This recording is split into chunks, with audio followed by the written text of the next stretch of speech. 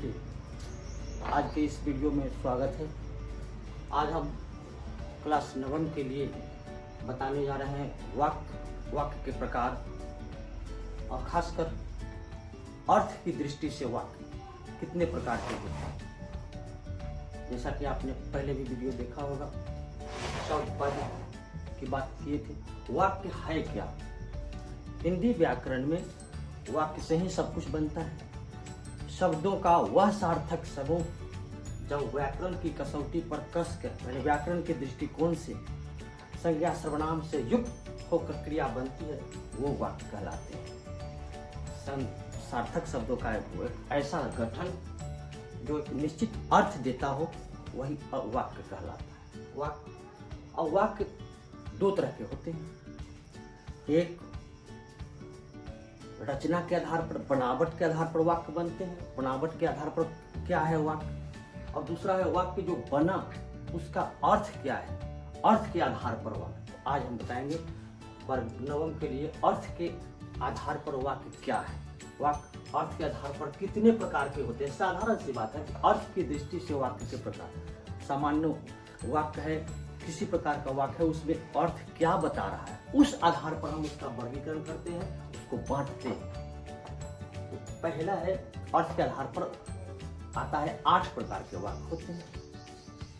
निश्चित लगभग मुख्य तौर पर 8 ही। सबसे पहले विधानवाचक वाक्य। अर्थ के आधार पर पहला वाक्य बनता है विधानवाचक वाक्य। विधानवाचक वाक्य होता क्या? विधानवाचक वाक्य क्या है भाई? जिस वाक्य में क्रिया के सामान्य होने की सूचना लगे, विधानवाचक वाक्य कहलाते हैं। क्रिया के सामान्य होने की सूचना दिखे, विधानवाचक। जैसे सूर्य पश्चिम में उगता है, सूर्य पश्चिम में उगता है, साधारण विधान है। ये क्रिया के साधारण होने की सूचना दे रहा है कि सूर्य पश्चिम में उगता है। मैं कल पटना जाऊंगा, वह कल हाजीपुर से आया है। ये सब विधानवाचक वाक्य के उदाहरण बन सकते हैं।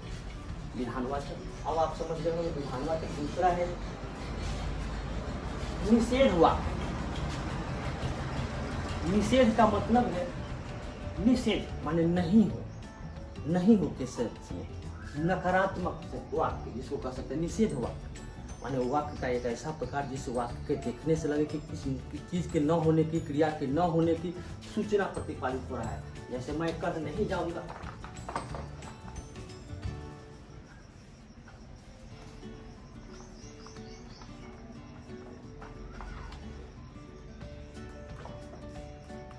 मैं कल नहीं जाऊंगा, क्रिया के न होने की सूचना दे, कल नहीं जाऊंगा।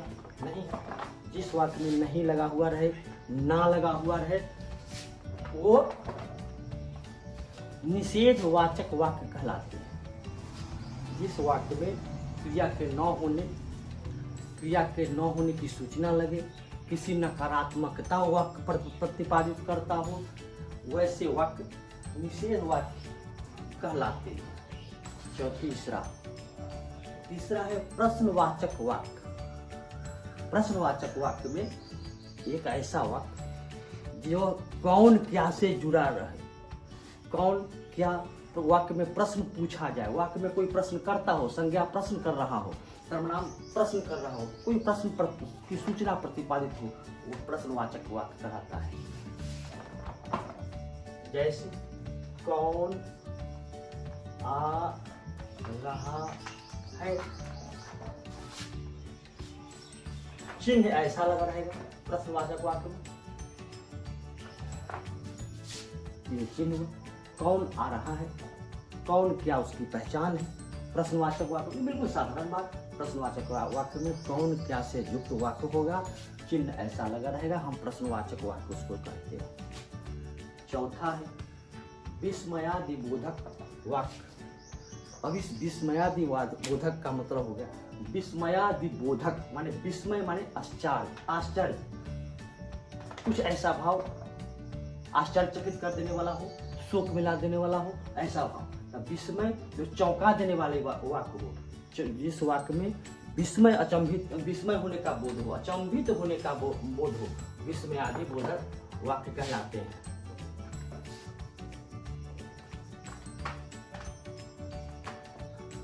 जैसे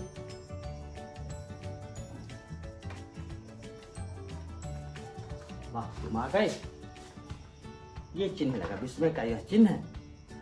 जिस वाक्य में विस्मय, हर्ष, शोक का भाव प्रकट हो, विस्मय आदि बोधक वाक्य कहलाते हैं। आश्चर्य बोधक वाक्य लगे वो।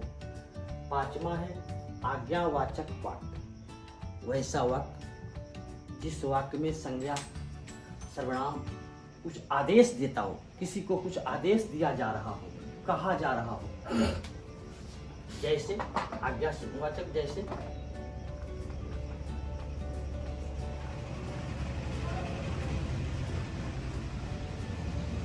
तो यहीं ठहरो, आदेश है। तुम नहीं जा सकते, आदेश है। वह आ सकता है, यह भी आज्ञावाचक है। आज्ञावाचक वाक्य तुम यहीं ठहरो, इसमें आदेश दिया जा रहा है, आज्ञा दिया जा रहा है, कहा जा रहा है। ऐसे वाक्य जहाँ ऐसे अर्थ प्रतिपादित हो, उस वाक्य को आज्ञावाचक वाक्य कहते हैं। पांचवा वाक्य। छठा है संदेहवाचक। एक ऐसा वाक्य जिसको पढ़ने से, जिसको वाक्य का उदाहरण देखने से आदमी संदेह आ जाए, संदेहास्पद हो जाए, हाँ और ना की स्थिति आ जाए, वैसा वाक्य संदेहास्पद, संदेहवाचक वाक्य कहलाता है। जैसे एक क्रिया दूसरे पर निर्भर हो जाती है उसमें। जैसे संदेहवाचक वाक्य में ठीक है, एक क्रिया दूसरे को संभावना दे।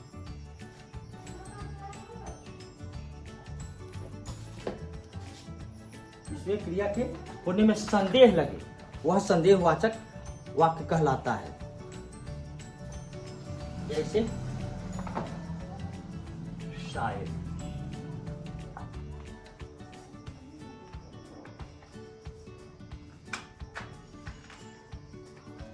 वह भी जाएगा, ऐसा लगा हो, शायद हो सकता है, ऐसे सब संदेहास्पद लगते हैं। शायद वह भी जाएगा, न भी जाएगा, जा भी सकता है, ये संदेहवाचक वाक्य है। अब ये है संकेतवाचक। संदेहवाचक वाक्य आप समझ गए हैं, जिस वाक्य में क्रिया के होने न होने की सूचना प्रतिपादित हो, असमंजस की स्थिति हो, जाएगा कि नहीं जाएगा, होगा कि नहीं होगा, ऐसा शायद लगा हो जिस वाक्य में, वह संदेह वाक्य। सातवां है, सातवां है संकेतवाचक वाक्य। जिस वाक्य में कोई इशारा हो, कोई संकेत किया जा रहा हो, किसी बात की इशारा की जा रही हो, उसका मुख्य है कि एक क्रिया दूसरी क्रिया पर निर्भर हो जाए, इशारा हो। यदि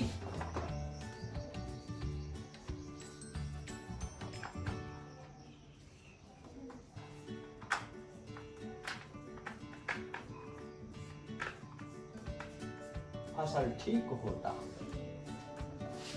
वर्षा होती तो, वर्षा नहीं हुई, अब ये फसल ठीक होने की निर्भरता हो गई वर्षा के होने पर,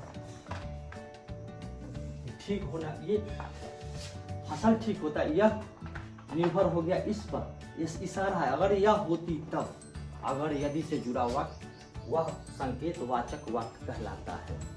क्रिया, एक क्रिया दूसरी क्रिया पर निर्भर हो जाता है, वहाँ संकेतवाचक वाक्य कहलाता है।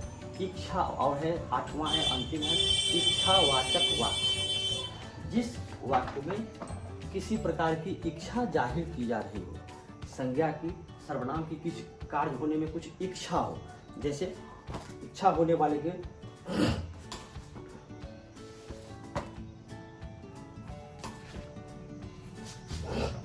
किसी बात की इच्छा जाहिर हो,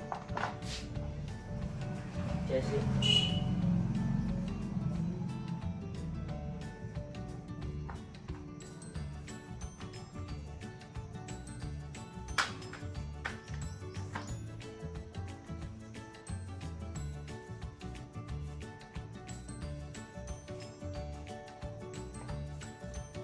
छुट्टी होगी तब, विद्यालय की छुट्टी होगी, नौकरी से छुट्टी होगी, मौका मिलेगा तब, ऐसी इच्छा है कि इस बार छुट्टी होगी तो कश्मीर चलेंगे, घूमने चलेंगे, कहीं देखने चलेंगे, कहीं जाएंगे, अगर छुट्टी मिलेगी तब, समय मिलेगा तब, ऐसी इच्छा है, वरना नहीं, चाबी नहीं जा सकता हूँ।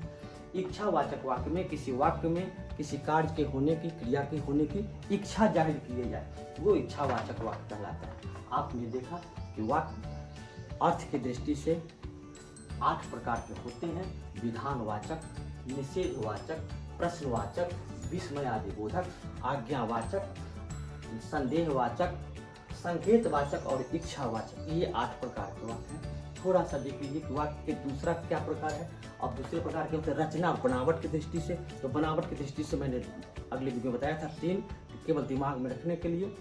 बनावट की दृष्टि से 3 प्रकार के, अर्थ की दृष्टि से 8 प्रकार के। बनावट की दृष्टि से 3 प्रकार के कैसे होते हैं: सरल वाक्य, साधारण वाक्य, संयुक्त वाक्य और मिश्र वाक्य। ये अर्थ की दृष्टि से 8 प्रकार के वाक्य होते हैं। आज की वीडियो में इतना ही, अगले दिन फिर मिलूंगा। धन्यवाद।